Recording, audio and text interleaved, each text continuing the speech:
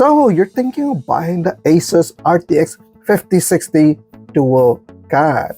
Well, we bought this because it was the cheapest RTX 5060 in New Zealand, and we tested this out. We've looked at the design, we've compared it against the previous RTX 4060 model. We've also done some performance testing, some tuning, overclocking, noise testings, thermal testings, a whole lot of stuff. And we're going to look at all of that. But before we do that, let's unbox this thing.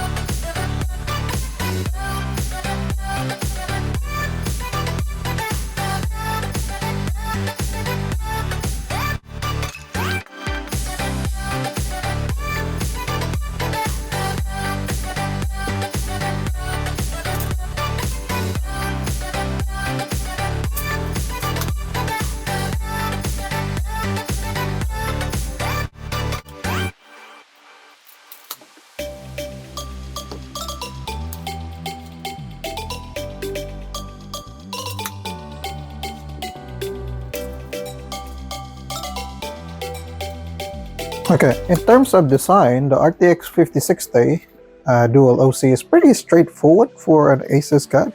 Look at that one, we got two fans there, right? I think the only ones that they've changed compared to the RTX 4060 model, dual model, is that they've changed this one. And yeah, you get the 8-pin power connector there. You still get the BIOS switch in there. Flow through the side, metal backplate, right? It's a pretty compact design. I really like this design with ASUS, right? Yeah, pretty standard black design, and yeah, it's full.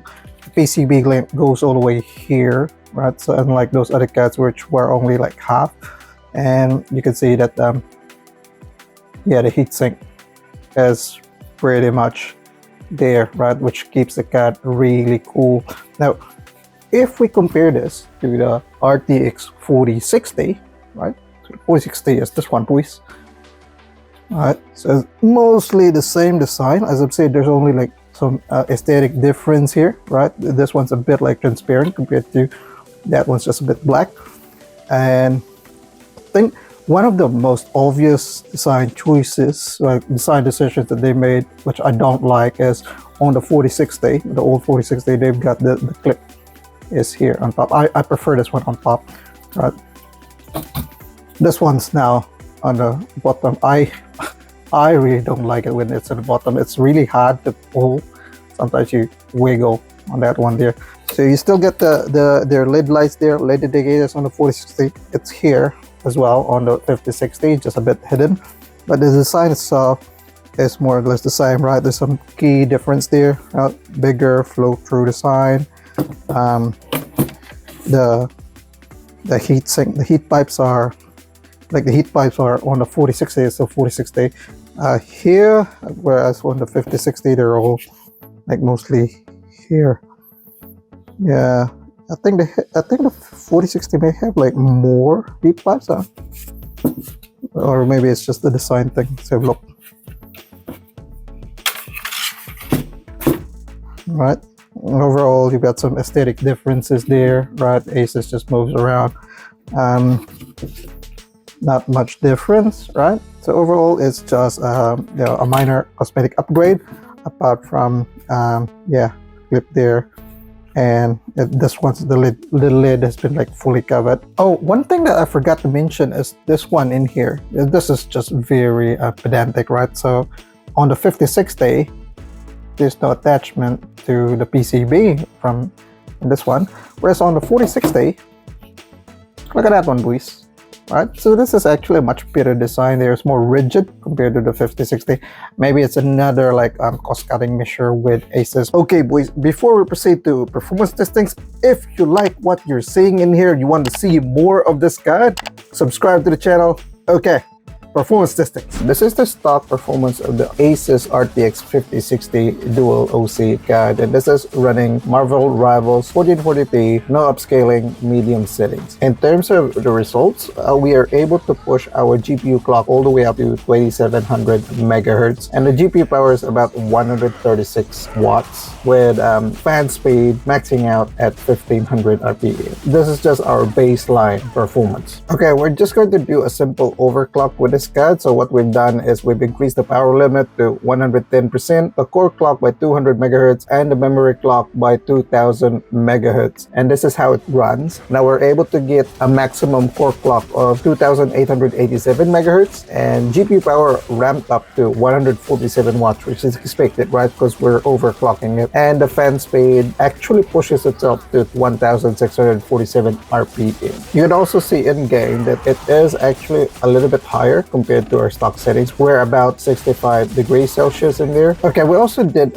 tune settings in here. So we increased the power limit, and then we went to the curve editor, go down to 900 millivolts, and then I've increased this to close to 3000 megahertz and then I've flattened the rest of the curve in here. This is what I've did. And look at that one, boys. In terms of performance, we've dropped our temperature to about 57, 58 degrees, and the power is also down to 106 watts. When we look at the hardware info report, our maximum GPU clock speeds reach 2940 megahertz. That's amazing, man. In terms of GPU power, it actually dropped to 111 watts. That's impressive, right? And our fan speed also went down to 1295 RPM. This is amazing. And so it's much better to actually do this tuning. Okay, this is our stock performance against that overclock settings. And you can notice that there is a little bit of gain in there with our overclock settings, although like I said, your temperature and your power would increase. When we compared our stock performance against our tune settings, look at that one, boys, right? It's definitely much better compared to the stock settings. Better temperatures, better power, and even lower fan speed.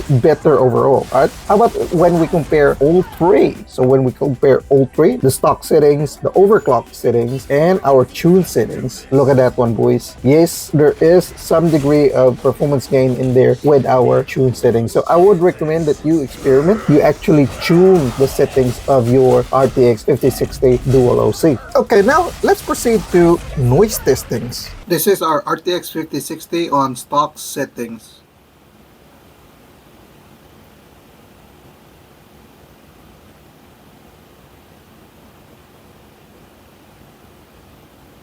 This is the RTX 5060 on overclock settings.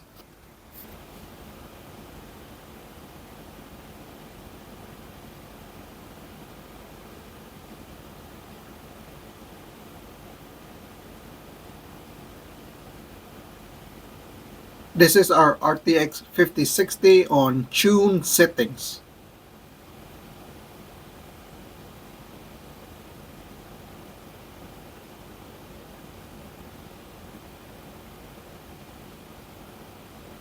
The ASUS RTX 5060 Dual card is a good card. Yes, it has 8GB of VRAM, but that's not ASUS's fault. I think in terms of performance, this is quite good. And if you tune your card, you will get that really low power and really good temperatures. And you can see with the noise testings, right? It was good in terms of noise testing. Yeah, my room is a bit noisy, but you can see that it was actually decent in terms of noise performance. However, if you want to see how this card performs, we haven't done the testings yet, but we did do a live streaming test when this was released. So if you're keen on that one, when running on Cyberpunk, we tried to max out its VRAM. We did a whole lot of stuff on that one. Fought for Super Hot and Helldivers 2. Click this video right here, and I'll see you guys over there.